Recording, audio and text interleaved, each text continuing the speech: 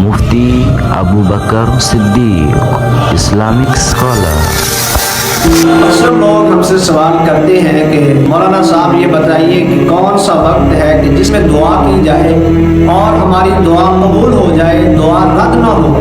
تو دعا کی قبولیت کا جو سب سے بہترین وقت ہے، سیدنا انس رضی اللہ تعالیٰ عنہ سے حدیث مروی ہے، رسول اللہ صلی اللہ علیہ وآلہ وسلم نے ارشاد فرمایا، الدعاء بین الاذان والاقامۃ لا يرد، کہ اللہ کے نبی علیہ السلام نے فرمایا کہ اللہ تعالیٰ اس شخص کی دعا کو رد نہیں کرتا جو آذان اور اقامت کے درمیان میں اللہ سے دعا کرتے ہیں۔ ثابت یہ ہوا کہ ہمیں آذان اور اقامت کے درمیان اللہ سے زیادہ دعائیں کرنی چاہیے۔